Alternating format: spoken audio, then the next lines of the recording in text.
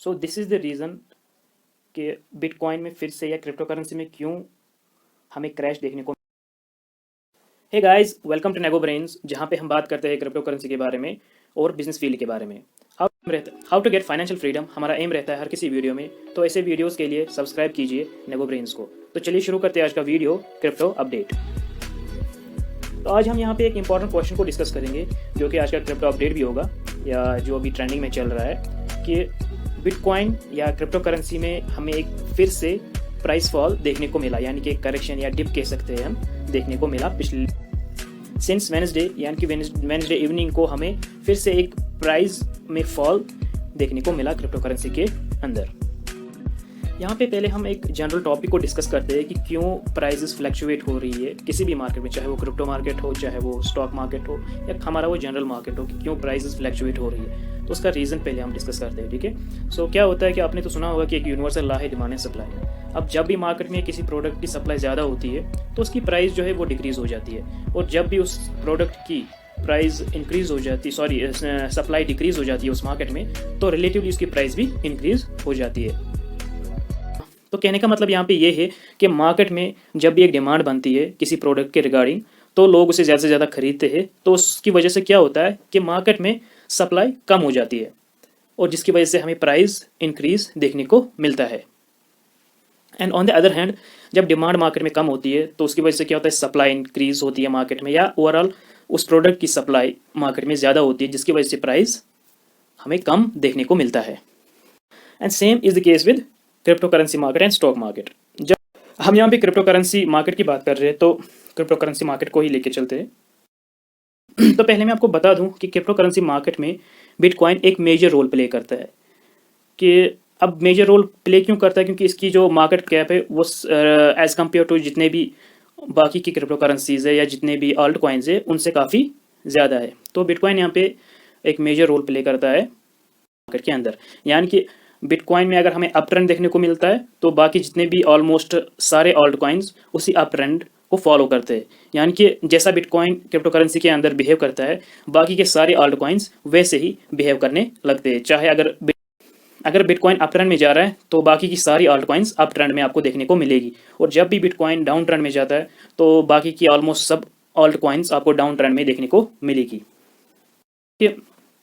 Crypto currency market के अंदर जब भी कॉइन्स की सप्लाई बढ़ती है मार्केट में तो प्राइस में फॉल हमें देखने को मिलता है, और जब भी सप्लाई कम होती है तो प्राइस में हमें इंक्रीज देखने को मिलता है। अब ये सप्लाई कैसे कम या कैसे ज़्यादा होती है, जब भी आप देखेंगे कि बाइंग और सेलिंग होती है, जब भी सेल किया जाता है क्रिप्टो करेंसीज़ को तो मार्केट में ऑब्वियसली उनकी सप्लाई ज़्यादा हो जाएगी, जिसकी वजह से प्राइस में फॉल हमें देखने को मिलता है।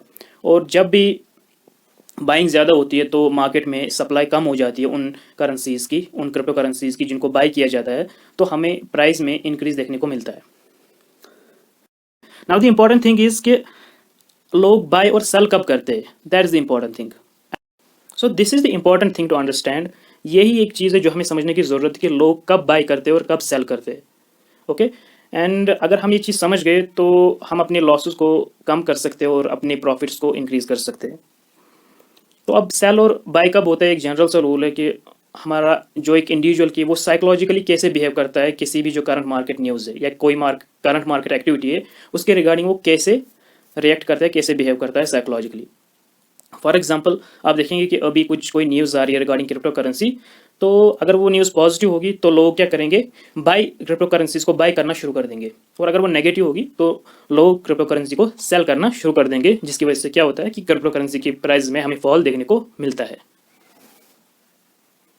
This was a general overview. So बात करते हैं आज के क्रिप्टो अपडेट की। तो रिसेंट मंथ्स में लाइक सितंबर, अक्टूबर एंड नवंबर में हमें फिर से क्रिप्टो करेंसी के अंदर एक अप ट्रेंड देखने को मिल रहा था, लेकिन पिछले एक महीने से फिर से एक डाउन ट्रेंड लगातार हमें देखने को मिल रहा है। तो उसके पीछे भी कुछ रीज़न्स ही है, तो वो बाद में डिस्कस करते हैं। लेकिन रिसेंटली में हमें जो फिर से एक डाउन ट्रेंड देखने को मिला वेडनेसडे नाइट से, तो उसके रिगार्डिंग बात करते हैं क्या एक मेन रीज़न है उसके पीछे कि हमें फिर से एक डाउन ट्रेंड देखने को मिला।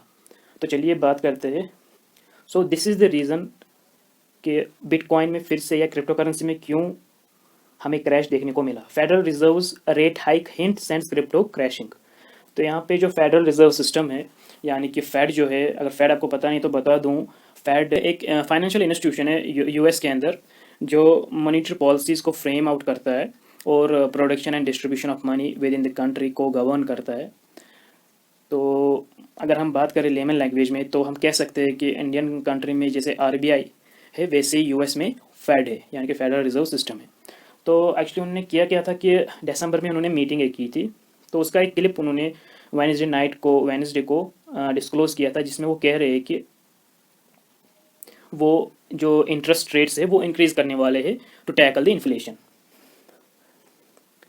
Cryptocurrency including Bitcoin, Ethereum, Solana, Cardano, and Terra slid sharply on Wednesday night after the US Federal Reserve released minutes of its December meeting, in which the central bank signaled it could start raising interest rates to tackle stubbornly high inflation.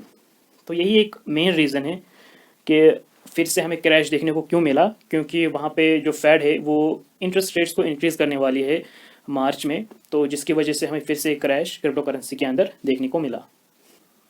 तो अगर हम बात करें कि पिछले एक महीने से लगातार हमें एक डाउन ट्रेंड देखने को मिला, लेकिन उससे पहले एक ऑल टाइम हाई बिटकॉइन ने फिर से बनाया था $68,749 ऑन नवंबर 11, 2021। सो नवंबर 11 नवंबर को बिटकॉइन ने एक ऑल टाइम हाई बनाया था। उसके बाद हमें फिर से आहिस्ता आहिस्ता एक डाउन ट्रेंड देखने को मिला। तो उसके पीछे भी कुछ रीज़न्स थे, तो वो रीज़न्स यहाँ पे मैं बता दूँ। So there is obviously Omicron factor, then Kazakhstan internet shutdown, and then the US Fed announcements.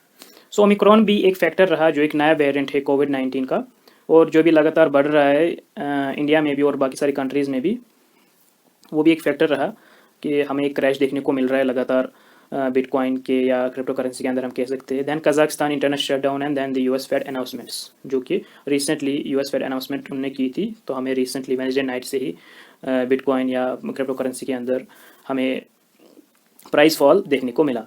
लेकिन कजाकिस्तान इंटरनेट शटडाउन का क्या इससे लेना है, what Kazakhstan has do with the crypto currency? तो उसके लिए मैं आपको बता दूं that after US, Kazakhstan has second largest bitcoin mining activity globally. क्या हुआ था पिछले साल जब चाइना ने बैन किया था बिटकॉइन माइनिंग को, तो वहाँ के जो बिटकॉइन माइनर्स है उन्होंने ऑपरेट किया था कजाकिस्तान में, और वहाँ पे आफ्टर यूएस कजाकिस्तान अब दूसरी एक ऐसी कंट्री थी जहाँ पे बिटकॉइन माइनिंग हो रही थी on a large scale. Okay, actually क्या था कि चाइना पहले नंबर पे बिटकॉइन माइनिंग करता था लार्ज स्केल पे, लेकिन पिछले साल जब चाइना ने बिटकॉइन माइनिंग को बैन कर दिया वहाँ पे, तो वो चीज़ें फिर ऑपरेट होने लगी कजाकिस्तान में। तो उसकी वजह से Kazakhstan has the second largest bitcoin mining activity globally after US. तो वहाँ पे एक्चुअली इंटरनेट शटडाउन क्यों हो गया था? तो कजाकिस्तान इंटरनेट शटडाउन का रीज़न था कि वहाँ पे कोई कुछ फ्यूल प्राइसेस इंक्रीज़ किए थे गवर्नमेंट के एंड से, तो उसके रिगार्डिंग लोगों ने वहाँ पे गवर्नमेंट के अगेंस्ट प्रोटेस्ट्स किए थे, जिसके रिगार्डिंग क्या हुआ कि जिसके रिजल्ट में गवर्नमेंट ने इंटरनेट शट डाउन किया, और bitcoin mining activity was severely hampered due to electricity and internet restrictions. तो वहाँ पे क्योंकि बिटकॉइन की जो माइनिंग है वो मेनली ऑपरेट होती है because of internet and electricity, वो ज़्यादा इलेक्ट्रिसिटी कंज्यूम करती है, and internet must be required for bitcoin mining. तो बिटकॉइन माइनिंग के लिए इंटरनेट और इलेक्ट्रिसिटी, ये दोनों चीज़ें ज़रूरत है, जो कि वहाँ पे शट डाउन हो गई थी कजाकिस्तान में, जिसकी वजह से क्या हुआ कि क्रिप्टो करेंसी के अंदर हमें फिर से क्रैश देखने को मिला पिछले एक महीने से। तो the sell off in crypto currency coincided with the sharp correction in equities as well. On Wednesday, the Nasdaq fell 3.34%, और on Thursday the NSE Nifty closed 1% lower. तो जो फेड की जो न्यूज़ थी उसने इफेक्ट किया नैस्डैक को भी, जो कि एक ग्लोबल ट्रेडिंग प्लेटफॉर्म है, और इंडियन मार्केट को भी कहीं ना कहीं उसने इफेक्ट किया। सो आज की इस वीडियो में बस इतना ही। अगर आपको ये वीडियो वैल्यूएबल लगा हो तो like the video and subscribe the channel. मिलते हैं नेगो ब्रेन्स के नेक्स्ट वीडियो में।